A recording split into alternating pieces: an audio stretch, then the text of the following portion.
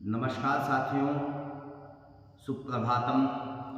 दीपोत्सव एवं दीपोत्सव एवं लक्ष्मी पूजन की आपको ढेर सारी शुभकामनाएं।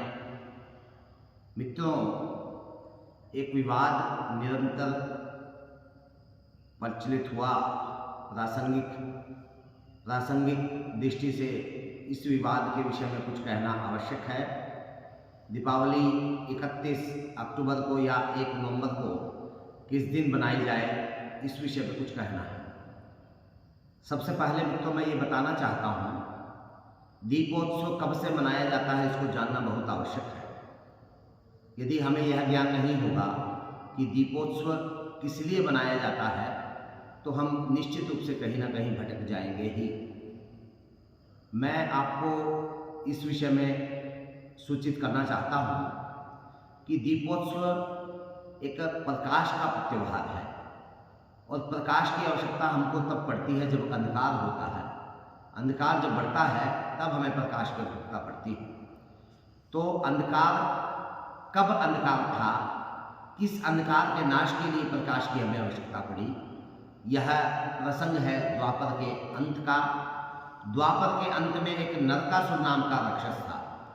द्वापर में नरकासुर नाम का जो राक्षस था, उसने पूरी धरती पर अंधकार फैलाया। वह रात में अनेकों मनुष्यों को खा जाता था और वह बहुत नरसंहार करता था। उसके नरसंहार से पूरा तात्कालिक समाज बहुत प्रभावित था, पीड़ित था। उसकी पीड़ा से मुक्त करवाने के लिए भगवान श्री कृष्ण, जो अवतार रूप थे, विष्णु के अवतार रूप हैं भगवान श्री कृष्ण, उन्होंने उसका नरकासुर नामक का वध किया। और नरकासुर नामक का वध जब हुआ तो वह तिथि थी नरक चतुर्दशी, जो कार्तिक अमावस्या से ठीक पहले दिन होती है। अब इस दिन नरकासुर नाम का राक्षस का वध हुआ, अर्थात अंधेरे का नाश हुआ। और इस अंधेरे के नाश के साथ अगले दिन सभी ने सेलिब्रेशन किया, उसको उत्सव के रूप में मनाया। जब अंधेरा रहा नहीं तो प्रकाश की सूचना देना आवश्यक था, तो वह प्रकाश उस अंधकार का प्रतिकार था। और उस प्रकाश के लिए हमें यह त्यौहार मनाते हैं। इस त्यौहार को दीपोत्सव त्यौहार, दीपावली कहा जाता है। कार्तिक अमावस्या को यह त्यौहार मनाया जाता है। नरकासुर के वध का यह सेलिब्रेशन है। अब इस विषय में अमावस्या का लक्षण भी जानना जरूरी है। अमावस्या कब होती है, यह जानना हमें बहुत आवश्यक है। सूर्य क्रांतिवृत्त में संचरण करता है राशि चक्र में, और चंद्र आदि ग्रह अपने अपने विमंडल में भ्रमण करते हैं। सूर्य प्रायः 1 अंश के आसपास एक दिन में चलता है और चंद्रमा लगभग 13 अंश के आसपास एक दिन में चलता है। दोनों के अंतर से ही तिथियां बनती हैं। जब वह अंतर 0 अंश से 12 अंश के बीच का होता है, तो क्योंकि चंद्रमा की कक्षा बहुत छोटी है और सूर्य की कक्षा कुछ बड़ी है, इसीलिए सूर्य वस्तुतः 1 अंश के आसपास ही एक दिन में चल पाता है और चंद्रमा एक दिन में लगभग 13 अंश के आसपास चलता है। दोनों में 12 अंश का अंतर हो जाता है। इस तरह से 0 से 0 अंश तक जब चंद्रमा और सूर्य का अंतर होगा तो प्रतिपदा, वही अंतर जब 12 अंश से 24 अंश के बीच में होगा तो शुक्ल द्वितीया। इसी प्रकार से जब वह अंतर 168 अंश से 180 अंश के बीच का होगा तो पूर्णिमा, वही 180 से 192 का होगा तो कृष्ण प्रतिपदा। उसी प्रकार से जब वह अंतर सूर्य और चंद्रमा का अंतर 348 अंश से 360 अंश के बीच का होगा तो वह अमावस्या कही जाएगी। अर्थात यदि अमावस्या का प्रारंभ कहा जाए, चंद्रमा और सूर्य का अंतर 348 अंश से ज़्यादा जब होगा तो अमावस्या का आरंभ हुआ।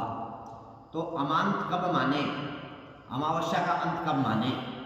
अमावस्या का अंत होगा मित्रों जब सूर्य और चंद्रमा दोनों का संगम होगा। सूर्येन्दु संगम, यही अमावस्या का लक्षण है। यही सूर्येन्दु संगम नाम दर्शा, इसी को दर्श भी कहा जाता है। जब सूर्य और चंद्र अपने अपनी कक्षा में 12 राशियों के सम्मुख भ्रमण करते हुए एक ही बिंदु पर जब आ जाएंगे तो वही अमांत होगा। और अमांत होने का मतलब है चंद्रमा का अदर्शन। चंद्रमा का दर्शन जब होना चाहिए नहीं हो तो अदर्शन कहा जाएगा। तो इसमें मित्रों एक जो समझने वाली बात है, शुक्ल पक्ष और कृष्ण पक्ष को यदि हम जान जाएंगे तो बाकी तिथियों को हमें समझने में आसानी होगी।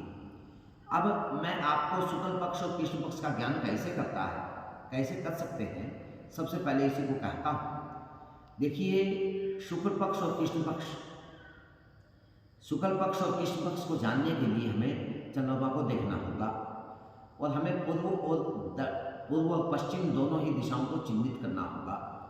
जब चंद्रमा का हिस्सा पश्चिम दिशा से कटा हुआ होगा, जब चंद्रमा का हिस्सा पश्चिम दिशा से, ऐसे मानिए पश्चिम है सामने, इधर पूर्व है, यानी पश्चिम से कटा हुआ हिस्सा है, तो इसका मतलब यह कृष्ण पक्ष है।